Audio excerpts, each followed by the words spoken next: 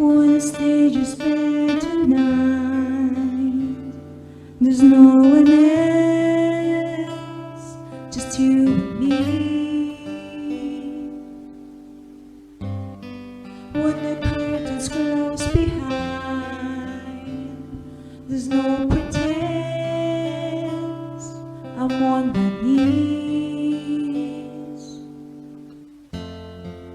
I will lay down my life for the love sacrifice you gave to me. It's all because of you, all because of you. The God I know, righteous and holy. The God I know, faithful and true. The God I know, my tower of refuge. Hearts are healed, Christ revealed. The God I know, light of the city.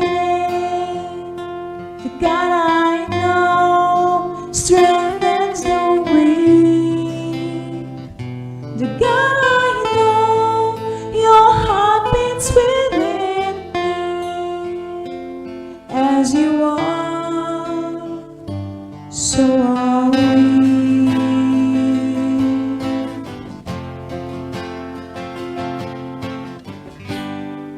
When the stage is bare tonight, there's no one else, just you and me. When the curtains close behind, there's no pretense, I'm on my knees. I will lay down my life for the love sacrifice you gave to me. It's all because of you, all because of you. The God I know, righteous and holy. The God I know, faithful and true. The God I know, my tower of refuge. Hearts are healed, Christ revealed. The God I know, light of the city. The God I know, strengthens the weak. The God I know, your heart beats within me. As you are, so are we.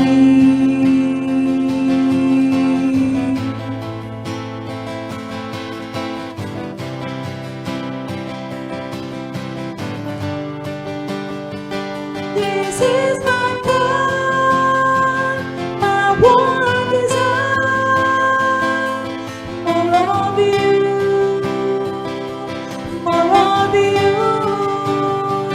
This is my God, my one desire. More of you, more of you. This is my God, my one desire. More of you, more of you.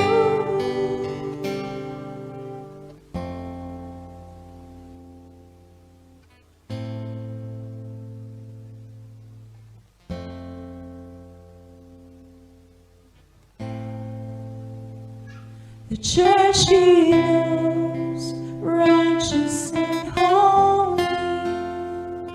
The church he knows is faithful and true. The church he knows, a tower of refuge. Hearts are healed, Christ revealed. The church he knows, light of the city.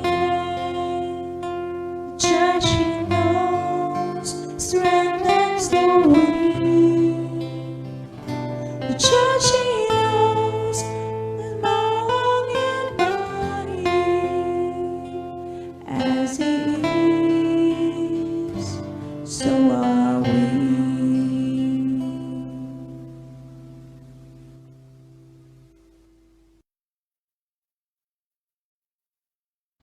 Bago po ang lahat, bigyan po natin ng malakas na palakpak ang ating Panginoon.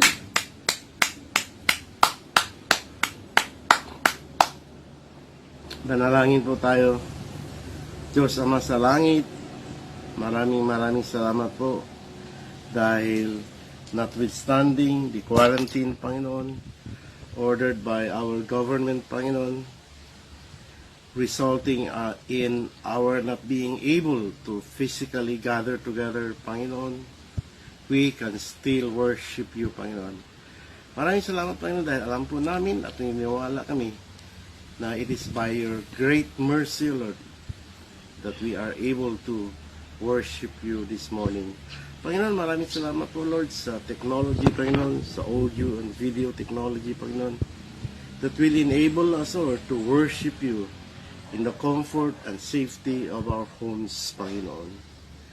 Mga kapatid, meron po tayong ilang sandali upang ihingi ng kapatawaran kung ano man yung mga kasalanan na nagawa natin.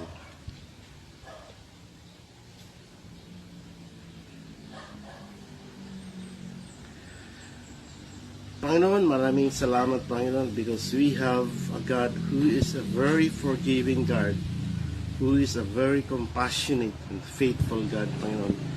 Panginoon, salamat sa iyong faithfulness, Panginoon, because we know, O Lord, that your faithfulness, Lord, endures forever despite our unfaithfulness, Panginoon. Lord, salamat po sa kapatawaran, sa paglinis mo sa amin, Panginoon. Lord, we now feel that we can worship you, Lord. And we hope and pray, Lord, that our worship, Lord, will be acceptable to you, Lord of God. Panginoon, sa umagang ito, si Pastor Gam, Panginoon, will once again be our speaker, Panginoon. Gawin mo siyang effective messenger, Panginoon. Katulad din po ng dati, Panginoon. That, Lord, grant him everything, Lord. Grant him divine inspiration, Lord, so that he will be able to perform his role, Panginoon, as messenger in a manner, Lord, that will be pleasing to you, O Lord, O God. At Lord, on our part, Panginoon, we also ask you, Lord, for divine protection, divine guidance, Panginoon. Grant us wisdom, Lord. Grant us discernment, O Lord, so that we will be able to hear your word and understand your word clearly, O Lord. And Lord, let the Holy Spirit be upon us, O Lord, so that kung ano man yung mga lessons na matutunan namin sa araw na ito, Panginoon, ito ay bigyan namin ng practical application, Panginoon, sa aming mga buhay, Panginoon. The very first opportunity, Panginoon.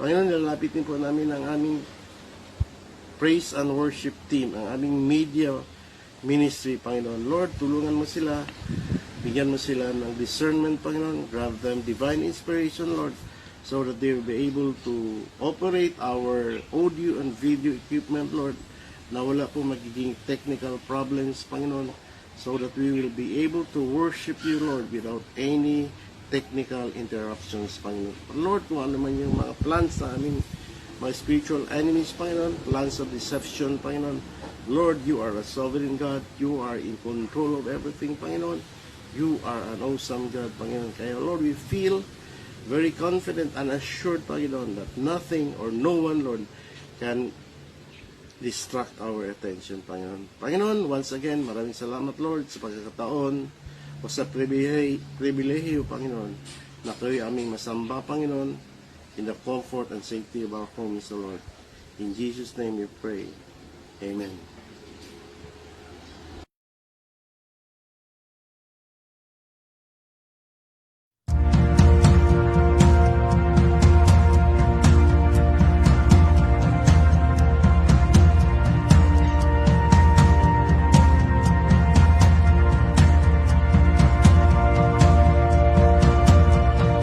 Oh,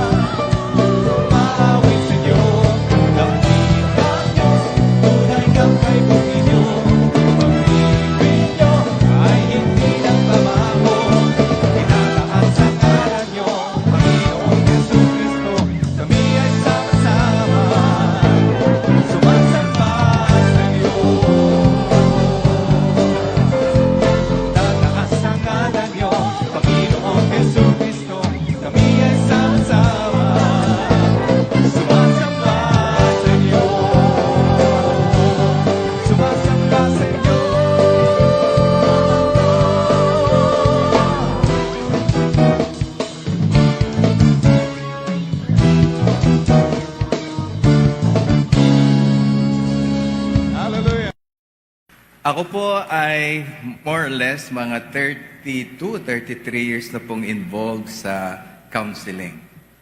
At sa mga na-counselan ko ho na talagang tumaan sa matitinding problema, towards the end of the counseling, ang lagi ko lang hong sinasabi ay ganito: magtiwala tayo sa Diyos.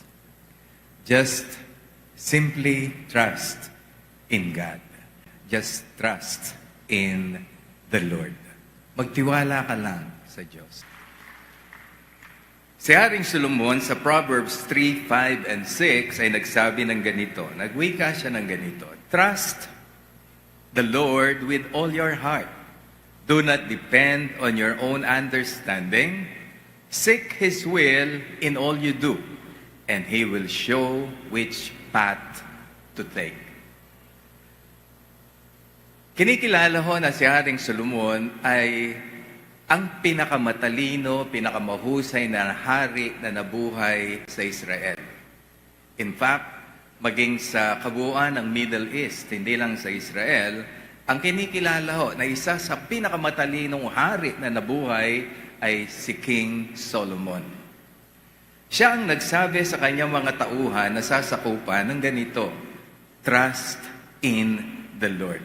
Actually, it was uttered not just as a statement, a sentence.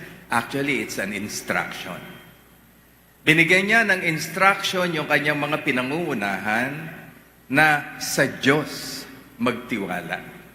Napakadaling sabihin para kay King Solomon, considering that he was then the king of Israel, and considering his wisdom, his knowledge, his understanding, pwede niyang sabihin, kayo na nasasakupan ko, magtiwala kayo sa akin.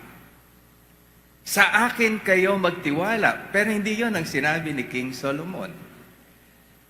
Alam ko, marami ho sa atin nakarinig na ng gano'n, lalo pa sa mga politiko ng ating bansa. Lalo pag kumakandidato, magtiwala kayo sa akin. Tayo naman, ibinigay natin yung pagtitiwala, pero anong nangyari sa ating tiwala? Marami sa kanila, binigo ang ating pagtitiwala. Sa mga magulang na nandito, ang suggestion ko ito, lalo pa ikaw na magulang na napaka-responsable, huwag niyong hayaan na ang inyong mga anak, ang ating mga anak, ang unang pagtitiwala nila ay malagak sa atin, sa ating mga magulang. Maganda ho na may tiwala sa atin ang ating mga anak. Ang sama naman kung mismong anak mo hindi nagtitiwala sa iyo. Pero maganda na madala natin ang ating mga anak na bago magtiwala sa atin, ay sa Diyos muna sila magtiwala. At maganda rin na alam nila na yung support na ibinibigay natin sa kanila ay hindi galing sa atin, kundi galing sa Diyos na dapat pagtiwalaan.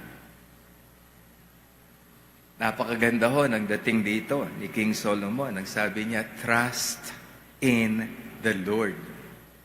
At ganun din ho ang gusto ko sabihin sa ating lahat ngayon. Trust in the Lord. Just trust in the Lord. Paano tayo magtitiwala sa Diyos? Ang sabi, with all your heart. Interestingly, yung word na heart rito is not actually referring to an organ. Yung puso natin, literal. Yung sinasabi po ritong heart ay nagre-refer sa buong pagkatao. Kasama ng isip, ang lakas, ang kalooban, ang kabuuan ng ating pagkatao ay itiwala natin sa Diyos. Meaning, when King Solomon said, trust in the Lord with all your heart, ang ibig niyang sabihin, trust in the Lord without any reservation. Walang reservation. Naalala ko tuloy. Alam niyo po, ang baptism is an act of full, whole heart life commitment. Yung buong buhay mo ay itinatalaga mo sa Diyos. Merong isa na magpapabaptize. Bago magpabaptize, nakalimutan niya yung wallet niya, nasa bulsa niya. ang mode of baptism na gagamitin, immersion. Sabi niya doon sa magbabaptize, saglit ho, kinuha yung wallet, itinaas. Sige ho, ilubog niyo na ako. Paglubog, nakataas pa rin yung wallet. Mukhang may reservation. Pagdating sa pera, parang hindi ganon ang submission. Itiwala sa Diyos ang lahat-lahat, pati pera, pati pananalapi. Buong buhay, buong isip, buong kalooban, buong pagkatao. Yon ang sinasabi ni King Solomon do sa mga taong kanyang pinagsabihan. Trust in the Lord with all your heart, with all your strength, with all your mind. Ano po ba ang mga indicators na ang isang tao ay mayroong totoong pagtitiwala sa Diyos? Kasi dapat may mga ebidensya eh. Parang yung nangliligaw. Yung mga misis na nandito, niligawan kayo ng mister nyo, sinabihan kayong I love you. Sinagot mo siya kasi na-convince ka dahil may ebidensya. May indicator o mga indicators. Pagka sinabing I love you, tapos walang ebidensya, yung mga dalaga rito, huwag kayong basta-basta maniniwala doon sa nanliligaw sa inyo, sasabihan kayo, I love you, kahit kano kagwapo yan. Kasi may mga dalaga ngayon, may mga kababaihan, basta gwapo, God's will na eh. God's will na. At hindi komot Kristiyano at gwapo, God's will na. Dahil mayroong mga kalalakihan na gwapo at Kristiyano, playboy, pabling. Baka silya, paldahan mo, pati yung ligawan eh. Mayroong mga ganon. No? Hindi basta-basta naniniwala, kailangan may ebidensya, merong indicators. Ganon din naman yung mga kalalakihan, hindi komot sexy, maganda, God's will na sa iyo. Suriin mo, pag-aralan mo. Huwag ka basta-basta maniniwala. And so minsan, tayo mismo nagsasabi na nagtitiwala tayo sa Diyos, pero kung susuriin natin, mukhang hindi totoo. Mukhang salita lang. O kaya sa isip lang. Sa ating text, makakakuha tayo ng ilang mga indicators or principles that would tell us, that would indicate that our trust or faith in the Lord is true. Ang isa pong indicator, relying not primarily on own personal understanding. Tignan niyo ulit yung text. Sabi ni King Solomon, trust in the Lord with all your heart and lean not on your own understanding. Now, mga kapatid sa Panginoon, take note, hindi ho sinabi ni King Solomon dito na wag nating gamitin ang ating isip. Wag nating gamitin yung ating understanding. That's not the point. Mga kapatid, ginawa tayo ng Diyos na may isip, kaya gamitin natin ang isip natin. Ang hirap kasama ng taong hindi nag-iisip. Meron nga ako minsan narinig, may isip nga yan, kaya lang nasa talampakan. Hindi ginagamit ng tama. Ang sinasabi rito ni King Solomon, use your understanding, but do not rely on your own understanding primarily. Primarily on your own understanding. Umunawa ka, sumuri ka, magplano ka, mag-set ka ng goal. Pero hindi doon nakarely ang una mong pagtitiwala. Mga kapatid sa Panginoon, ang kaayusan ng buhay ng tao, malaki ang pakialam ng nag-iisip. Malaki ang pakialam ng nag-iisip. Na yung merong pangunawa. In fact, ang pagbabago ng tao, the transformation of man actually depends so much on understanding. The transformation, sabi ni Apostle Paul sa Romans 12 verse 2, be transformed by the renewal of your what? Mind. Meron pong isa sa mga goals ng counseling is behavioral modification. Ang behavior, mga kapatid, is learned. Behavior is learned. At ang malaking source ng learning, ng behavior as man as human development is concerned. Alam niyo ba kung sino? Yung mga significant na tao sa atin.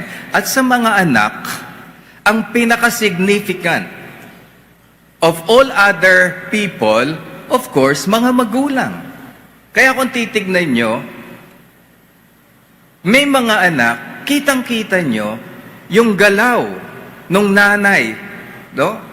Ito yung anak na babae. Yung galaw ng nanay, yung manner ng pagsasalita, pati yung dating sa asawa, sa father niya, pick up nung anak. Ang matindi niyan, mga kapatid, kapag ka yung babae, yung daughter, nakafocus sa tatay niya, yung galaw, salita, kilos ng tatay niya, pick up. Kaya babae, pero parang kilos lalaki. Lalaki, pero kilos babae. Kasi yung focus, napakahalaga nito. And so, ang ginagawa ko sa behavioral modification is to use our mind, transform your mind so that your behavior will also be transformed. Ang theory ho, kung saan nakafocus ang isip natin, that will create an emotion consistent doon sa iniisip natin, and eventually that will create a behavior congruent or consistent doon sa emotion bunga ng iniisip. Kaya dapat nag-iisip ho ang tao. Dapat umuunawa tayo. Sa pakikisalamuha, magbabago ang paningin mo sa kapwa mo kung ang isip mo sa kanya ay babaguhin mo din. Merong mga may edad na. Ang tingin nila, doon sa binata na, dalaga na, minsan may asawa na at may pamilya na, bata pa rin. Alam niyo, merong mga magulang na ganyan. May asawa na yung anak niya, siya pa rin ang nasusunod doon sa anak niya, sa decision making, kasi ang tingin niya doon sa anak niya, hindi nagbabago, bata pa rin. At meron din naman mga ganun dahil hindi nagbabago din yung isip. Ang tanda na, isip bata pa rin Kaya kung gumalaw buyoyoy, bonjing. So para mabago yon, baguhin ang isip. Now, ang sabi rito, yes, understanding is important, but do not rely on your own understanding. Tapos yung kasunod ang sabi, having said, do not rely on your own personal understanding. In all your ways, acknowledge Him. Sa lahat daw ng gagawin, sa lahat ng iisipin, indicator ng trust, acknowledge the Lord. I-acknowledge mo ang Panginoon. So use your mind, use your thoughts, umunawa ka, pero lahat ng yan, sa ilalim mo sa Panginoon. Indicator pala ho yun ng trust. Marami yung mga pagkakataon ang nangyayari sa atin. Nasusunod, not God's way. Ang nasusunod, our way. Marami ho, may team song, hindi lang nila ho ina-acknowledge. I did it my way. Dapat ho, the Lord's way. That is a very clear, a prima facie evidence of trust in the Lord. Acknowledging the Lord's way. Another indicator of trust is this, waiting on God's time. Yung marunong kang mag-antay. Marami ho sa atin, may pagkakataon humihingi sa Diyos. At ang gusto, hindi man aminin, agad-agad. Agad-agad. Sa maraming pagkakataon ng Panginoon, hindi agad ibinibigay yung hiningi natin kasi hindi pa kailangan.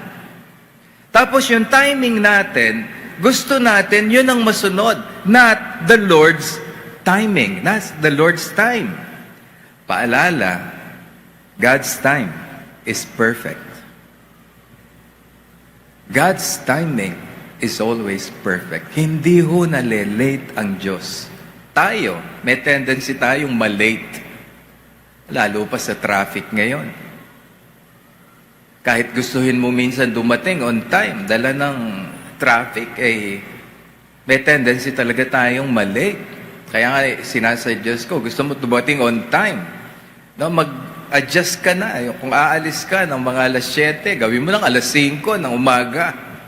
Para kung maaga-aga ka man, sa workplace, makakapahinga ka pa. Pero ganun pa rin minsan. Alam nyo, may kinasal ako noon, bago mag-end, itong year na ito sa Tagaytay. Alas 3 yung kasal. Dumating, umalis ako na, San Pedro lang ako galing, Espasita Complex, may daan doon, shortcut. Umalis ako ng bahay namin, alas 3 kasi yung kasal. Sabi ko, 2 hours, enough yung travel na yan. Dumating ako, alas 5 eh. Sobrang late. Buti na lang, yung bride late din. Salamat sa Panginoon.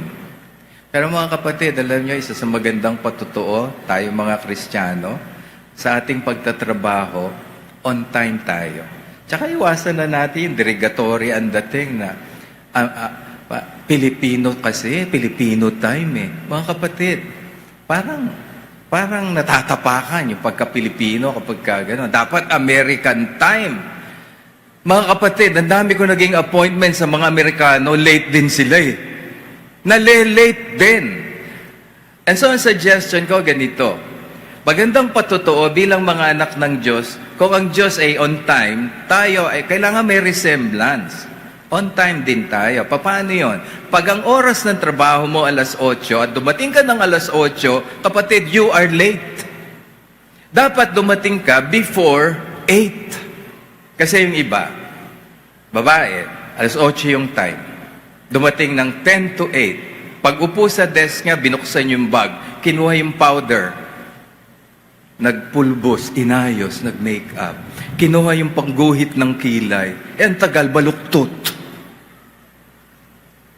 Kagaganon ka, past 8 na. Tapos punta sa CR, pagbalik, break time. Hindi magandang patutuo. Well, anyway, trusting in the Lord, one of the indicators is to wait upon the Lord. Because the Lord's time is perfect. And again, reminder mga kapatid, ang hirap maghintay. Ang hirap. Kaya biyaya ng Diyos yung binibigyan ka ng pasensya na makapag-intay. No? Ang hirap nun yung may nagsabi sa inyo na tao. By the way, tayong mga tao, sabi ko nga, maganda na naipapakita natin yung maturity natin, yung spirituality natin. Pag may sinabi tayo, ginagawa natin. Lalo pa sa time. Kakahiya naman doon sa nag-iintay. Puti na yung itim na bahagi ng mata niya, hindi ka pa dumadating. Pero sa Diyos, dapat lang nag-iintay tayo. Why? Because God makes all things beautiful in His time. He makes all things beautiful in His time. Hindi ko alam kung meron dito. Meron kang pinagpe-pray. At 2-3 taon mo nang pinagpe-pray, wala pa rin yung pinagpe-pray mo. Gusto ko sabihin sa iyo, kapatid, you have a great opportunity to show your trust in the Lord. Wait. 2001, may nangyari ho sa amin. Nagkaroon kami ng problema. Antindi. 16 years po naming ipinag-pray. 16 long years. And the Lord answered that particular prayers of ours, lalo kaming mag-asawa, just last year, December 20. Hindi lang 16, almost 17 years. At pwede kong sabihin, tahasan, ang Diyos talagang tumutugon sa panalangin. Just trust in the Lord. magtiwala ka lang. Meron ba rito na may ipinapanalangin ka at everyday sa iyong pananalangin ay parang may kurot sa iyo habang ipinapanalangin mo? Normal yon. Normal yon. Magtiwala ka lang. Meron ba rito na mga magulang na ipinapanalangin nyo ang mga anak nyo na tumino? Dahil ngayon medyo gumigewang-gewang at mukhang masyado ka ng apektado na parang ikaw na mismo gusto mo na ring magwala. Kapatid, huwag. Just trust in the Lord. Wait. One of these days, makikita mo ang anak mo mas matino kaysa sa iyo. Kung ikukwento ko sa inyo yung detalye ng buhay ko sa mga anak ko, hindi nyo iisipin na yung mga anak ko, anak ng pastor eh. Anak ni Pastor Gami eh. Si Joel, yung, ngayon, by the way, purihin ng Diyos. Kasi hindi nyo na ho nakikita ngayon si Joel eh. Kasi 7 years na po siya sa Vienna, Austria. Siya ho yung first Pilipino na natanggap magturo sa Vienna International School. Meron nung pagkakataon sa na bago umalis yun at sinabi niya, Tay, natanggap ako. Biniro ko, anak, bobo ka, paano ka natanggap dun? Alam niyo yung experience ko sa batang yon, ang ano ko ho, ang gusto ko lang bilang ama, makagraduate sila ng matino kahit walang honors. Pero mga kapatid, every time tatawagin ako sa school, lalo na nung college, sa UP, pag tinawag ako ng Dean of Student Affairs, maniwala kayo, mula ulo ko hanggang paa, parang nanginginig. The last time pinatawag ako ng Dean of Student Affairs, pagpasok ko, tingin sa akin yung Dean. Pastor Gami, kayo yan? Oo. Anak niyo si Joel? Alam nga naman sabihin kong hindi. But the point is, mukhang hindi niya ako pinakilala. Kristiyano yung Dean. Nung panahon na yon, grabe, yung gewang ng buhay niya. Pero, alam niyo, meron ho kaming 2 sasakyan noon eh. Yung isa, mahilig ho ako sa luma eh. Yung nire-restore. Yet meron ho kaming isang Volkswagen, na nire-restore ko. Sabi nung 2 magkapatid, Tay, pwede ba sa amin na lang yan, gagamitin namin pagpasok sa school? Sabi, sige na, sige, sa inyo na, okay na naman takbo niyan eh.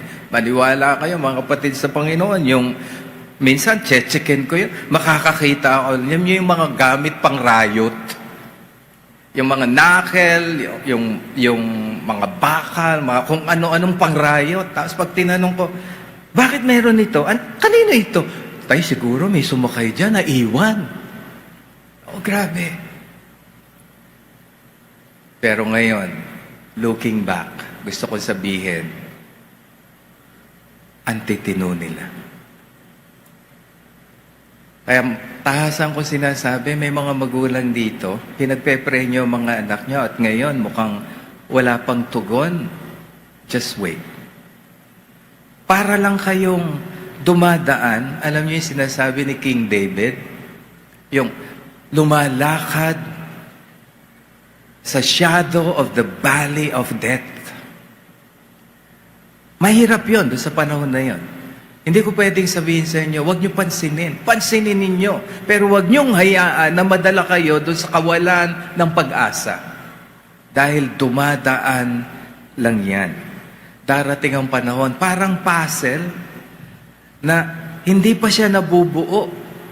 But then there will come a time, God Himself, ilalagay niya sa tamang lugar ang lahat ng mga piyesa na yan. Kaya nga again, in God's time, all things, He will make beautiful. Ang role natin, simply wait. Indicative of trusting in the Lord. Another indicator of trusting in the Lord is act out the will of God. Acting out God's will. Don't just believe. Aksyonan mo. Kahit nga demonyo naniniwala sa Diyos eh. And they tremble. Pero hindi ginagawa. Sinusunod ang kalooban ng Diyos. Minsan ganun din tayo.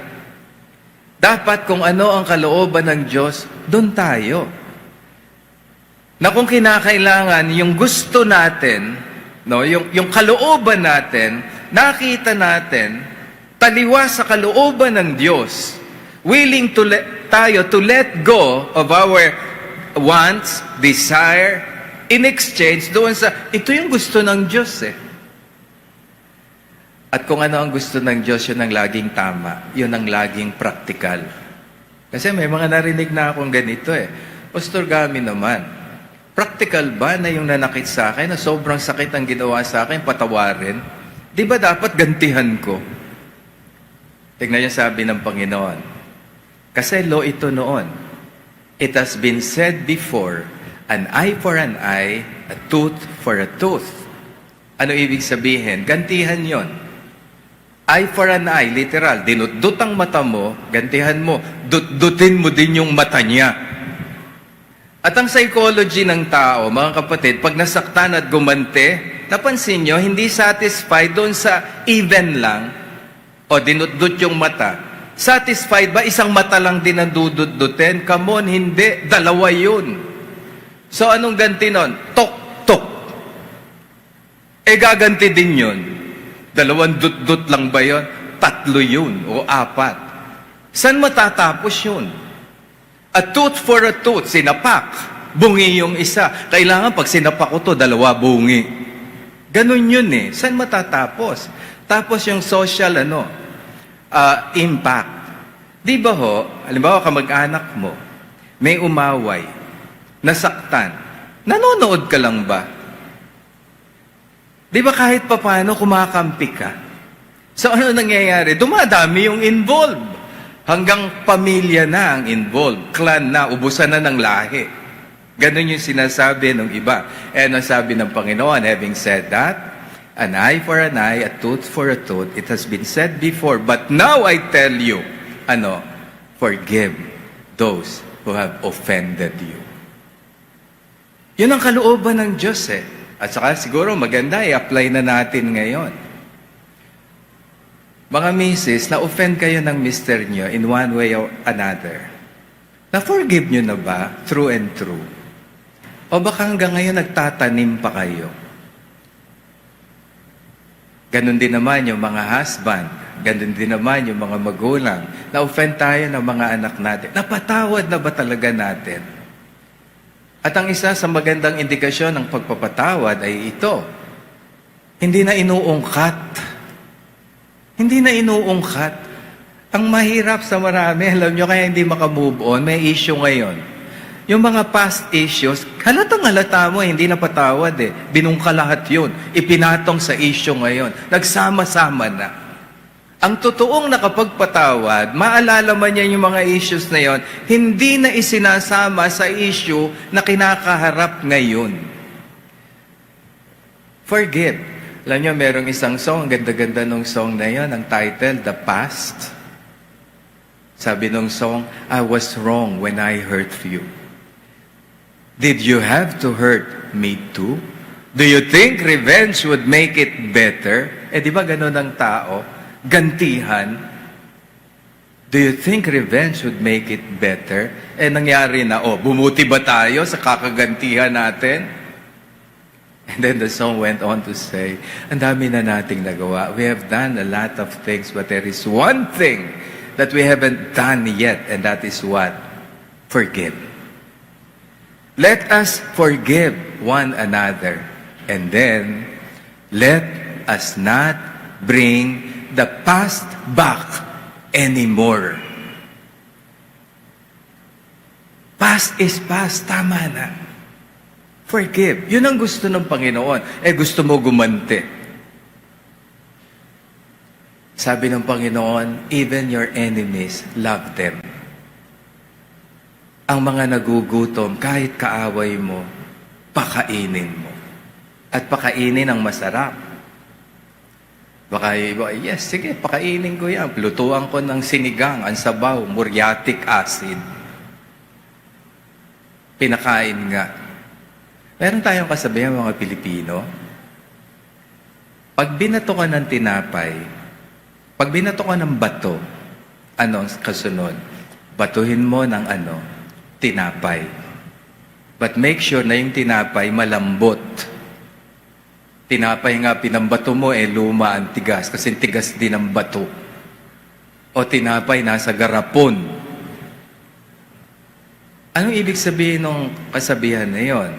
Sinaktan ka, huwag mong gantihan ang kapwa sakit. Ang ganti, kabutihan. And of course, kung sinasaktan ka, depensa mo, sarili mo, lumayo ka. Huwag ka naman magpauto. Huwag ka namang magpasakit na magpasakit. Hindi rin naman kalooban ng Diyos yun. Gawin mo ang kalooban ng Diyos. At yun ay napakalinaw na tanda ng pagtitiwala. Maganda i-apply natin sa family. Mga husband, ano pinagagawa ng Diyos sa iyo, sa misis mo? Mga misis, ano pinagagawa sa inyo ng Diyos sa husband mo? At tayong mga magulang, ano pinagagawa sa atin sa ating mga anak? At mga anak, listen, ano naman ang pinagagawa sa inyo para sa inyong mga magulang? Kanina may na-receive akong text. Question. Ang tanong ganito, Pastor Gami, di ba ho ang mga magulang dapat ipinapanalangin ang kanilang mga anak araw-araw? Sabi ko, yes na yes. Pero sa kabilang banda, ang mga anak dapat din ipinapanalangin ang kanilang mga magulang. Mga anak, sana lagi nyo pinagpe-pray ang tatay at nanay nyo. Simple lang ang prayer sa tatay at nanay. Lord, ingatan niyo po si tatay, si nanay, tapos lalo silang magmahalan, wag silang mag-aaway. Sama niyo na rin, sana wag mambabae ang tatay ko. Wag magluko. At yung nanay ko, kung nager, tumigil na ng kananag. At wag niyong bibigyan ng cancer sa panga kasi nager. Patigilin niyo na lang. Yung mga ganong Of course, kidding aside, maganda na ang mga anak talagang ipinagpe-pray ang mga magulang. Mga anak, Sunday ngayon, pakitaas nga kamay ng mga anak na nandito. Pag-uwi nyo mamaya, sabihin nyo sa tatay at nanay nyo, Tay, Nay, I love you. Anong prayer request nyo? Tapos pag-pray nyo, tignan nyo bukas, kahit walang pasok, may baon kayo. Ang dali kasi naming nakakaano eh. Pag ginawa mo yung Lord's will, yung God's will, may blessing. Hindi pwedeng hindi ka i-bless basta tayo ay sumusunod sa kalooban ng Diyos. Iniiwan natin yung gusto natin. At kailangan tayo ay magtiwala talaga sa Diyos. We really need to trust God. Why? Because God, first and foremost, is trustworthy. God alone is faithful. Lamentations 3:22-23 tells us that great is the Lord's faithfulness. The steadfast love, sabi, of God, the Lord never ceases. His mercies never come to an end. They are new every morning. Great is thy faithfulness. Trustworthy ang ating Diyos because He alone is faithful. Lalo sa kanyang presensya. Kapatid, never will come a time na iiwan ka ng Diyos. Ang isa sa malaking problema ng tao, nag-iiwanan. Iniiwan ng tao ang kanyang kapwa, lalo kahit pamahal niya. Dumarating ang panahon na naghihiwalay talaga sila. At kapag meron ng hiwalayan, meron ng tinatawag na separation anxiety. Kaya nga yung mga lovebirds, pagka yung partner niya namatay, nadidepress sa sobrang anxiety, sobrang anxious. Tayo rin naman. Pag namatay ang ating mahal sa buhay, iniwan tayo. At walang natutuwa kapag ang mahal sa buhay ay namatay. And so kahit gaano katapat ang mahal natin sa buhay, iiwan tayo. Pero ang Diyos, kahit kamatayan ay hindi makapaghihiwalay sa atin sa pag-ibig sa atin ng Diyos na nakay Kristo. Hindi kanya iiwan. At ang maganda, madalas ko itong sabihin, kasama natin ang Diyos, hindi kagaya ng ibang nakakasama natin. Kasama natin, okay, yung iba, pero walang pakinabang. Kasama lang. Kasama lang. Kaya nga yung iba, dahil walang pakinabang, bukod sa walang pakinabang, pabigat pa. And so pinagpe-pray nung kasama na, Lord, kunin mo na siya. Bigat na ako. Kunin mo na siya. Ang Diyos, kasama natin, pero hindi tayo pababayaan. Sa lahat ng sitwasyon, kahit saan, kahit kailan, kasama natin ang Diyos at ang pangako niya, hindi kita pababayaan. Yun ang sabi niya, hindi lang sinabing, I will never leave you. Karugtong yung, I will not in any way forsake you. Hindi kita pababayaan. Also, faithful ang God sa pagpo-provide ng lahat ng ating pangangailangan. Anumang needs meron tayo, and not only spiritual needs. Kasi kinreate tayo ng Diyos bilang tao. Bilang kumakain, may laman, may pisikal na katawan, kailangan natin kumain, kailangan natin ng panggastos, kailangan natin ng pambili, kailangan natin ng pera. May pakialam ang Diyos dyan. At ang pangako niya, lahat ng ating pangangailangan, ipoprovide niya. Lalo pa tayo ay nagtitiwala sa Kanya. Mga kapatid, marahil mayroong ilan sa inyo rito na iniisip mo na hopeless ang sitwasyon mo. Dahil meron kang pangangailangan, finances, material, pera, na para bagang imposible. Imposible na makuha mo. Kung sa iyo lang, at wala ang Diyos sa iyo, yes, I will agree, impossible. Pero dahil ang Diyos ay kasama mo at kakampi mo at nangako, lahat ng kailangan mo, ipagkakaloob ko, yung imposible, magiging posible. Mga kapatid, again, let me just remind us, with God, nothing is impossible. Iniisip mo may problema ka, na parang ang hirap ko na makaahon dito. Yes, kung ikaw lang, baka hindi ka na makaahon at lumublob ka pa. Pero merong Diyos na nangakong sagot kita.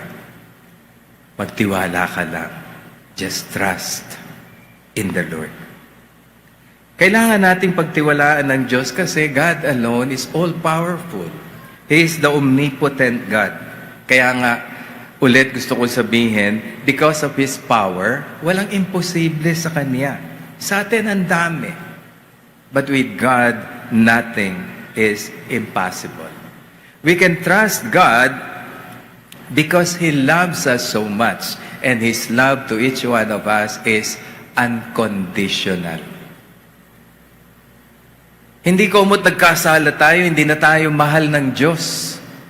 Maging sa panahon na nagkakasala tayong mga anak niya, mahal pa rin niya tayo. Ano ang indikasyon? Dinidisiplina niya tayo. Kasi anak niya tayo.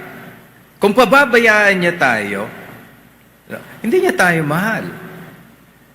Pero dinidisiplina tayo sa panahon na tayo ay lumalayo sa Kanya.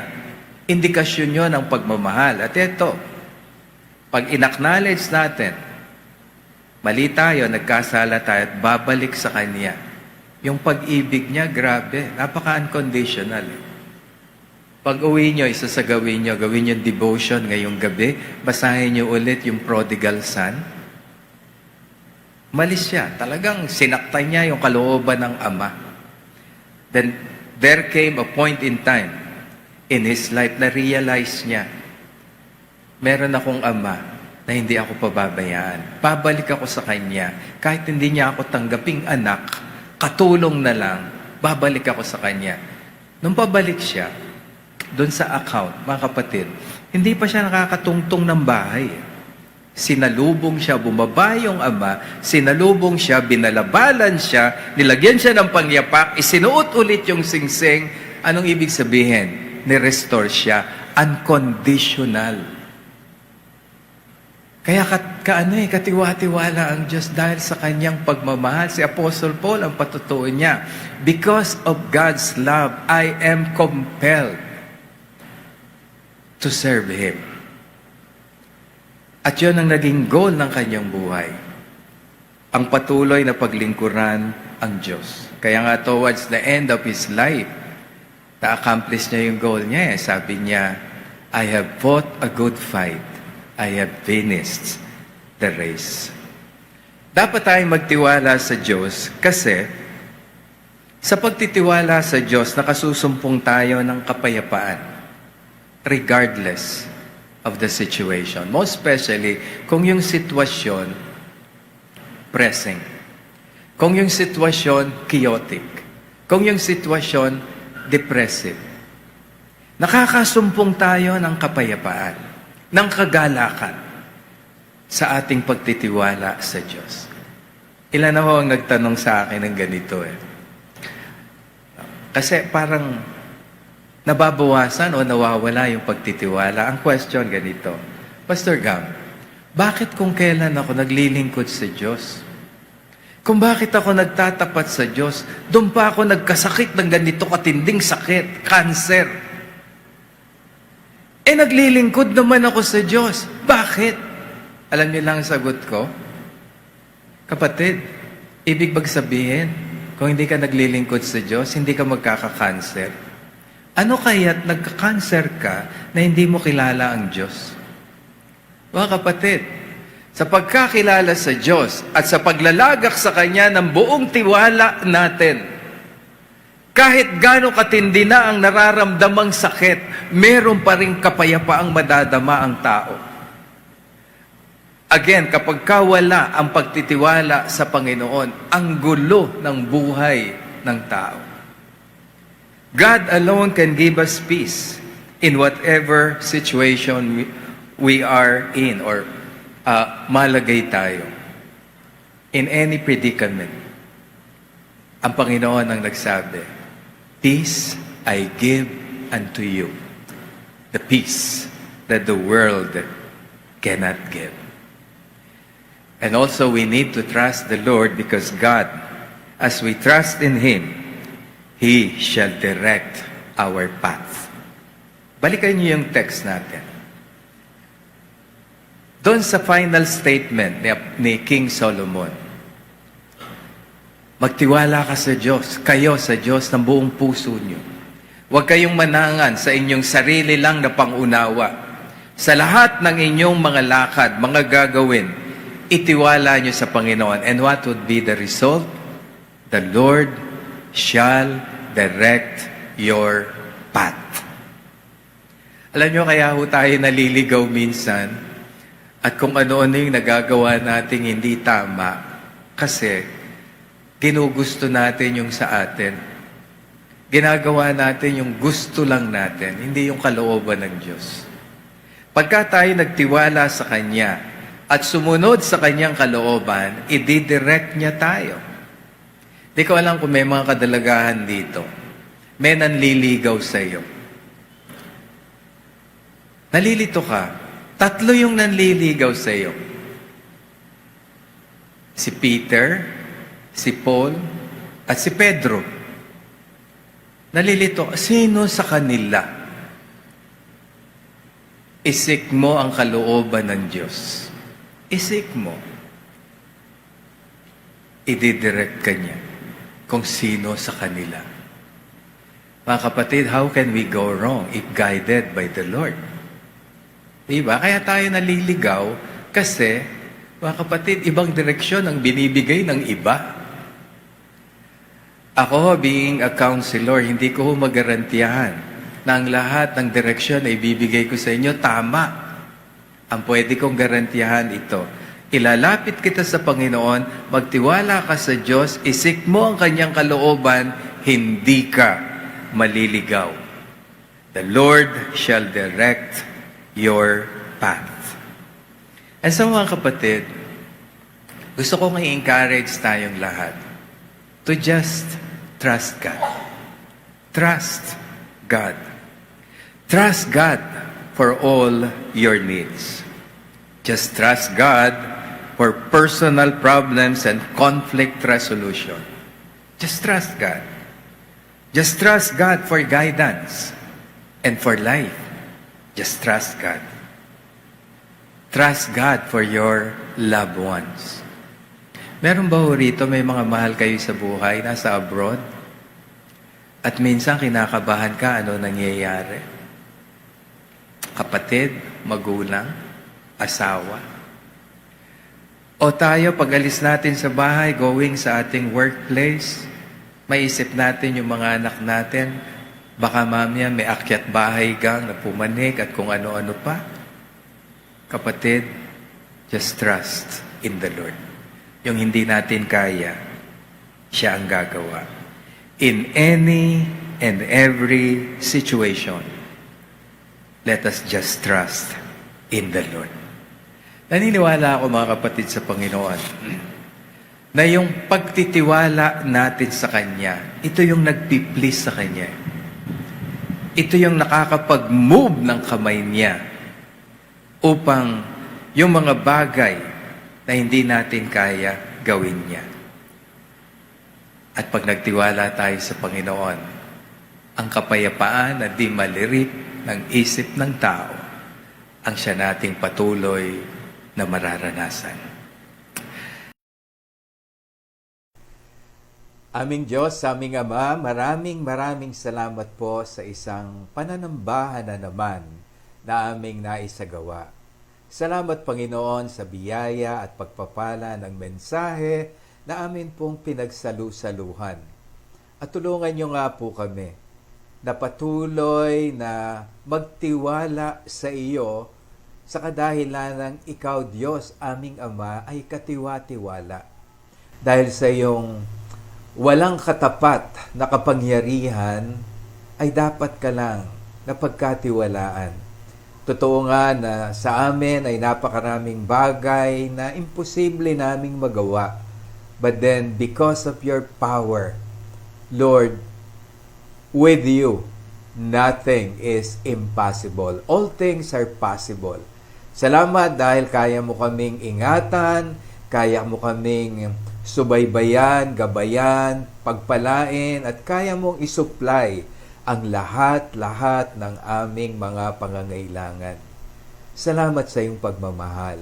Salamat sa pag-ibig mo na walang hanggan at walang sino man na makapuputol nito, makapipigil na mahalin kami. Salamat dahil sa pag-ibig mo na nararanasan namin sa pamagitan ng iyong pagkakaloob ng lahat ng aming mga pangangailangan. O Diyos, aming Ama, kapos ang aming mga salita upang ikaw ay purihin, luwalhatiin. At Ama, dinideklara namin in the name of Jesus na patuloy lang kaming magtitiwala sa iyo.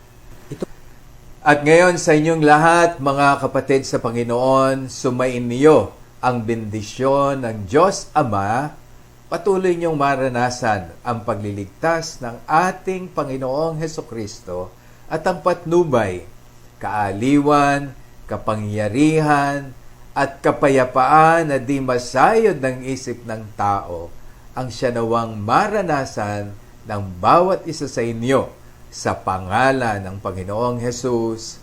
Amen and Amen.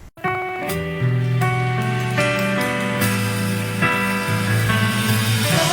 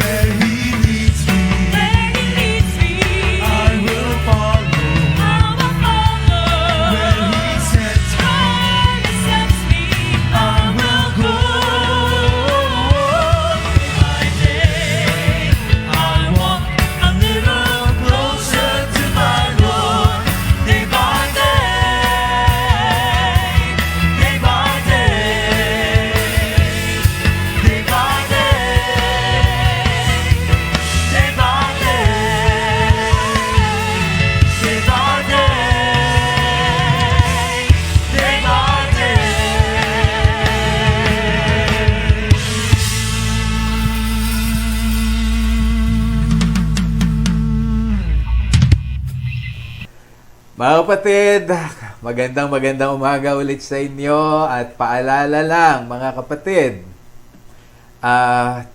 tayo po ay nasa modified ECQ na rin according sa news. And so mga kapatid, yun pong hindi ibig sabihin noon tayo po ay normal na ang ating mga galaw pag tayo ay lumabas. Kasi somehow meron na tayong panahon para makalabas-labas. But you know mga kapatid, suggestion ko, better na magstay home pa rin tayo. Kasi delikado pa rin ang sitwasyon. Maraming carrier na hindi pa natetest at hindi pa nag-undergo ng proper treatment. And so para ma-avoid natin na tayo ay mahawa, napakaganda rin naman na tayo ay sa bahay na lang. By the way, mga kapatid, gusto ko yung paalalahanan na merong tinatawag na asymptomatic. Meaning, carrier sila, pero walang simptomas. Delikado yon kapag tayo ay napalapit sa kanila.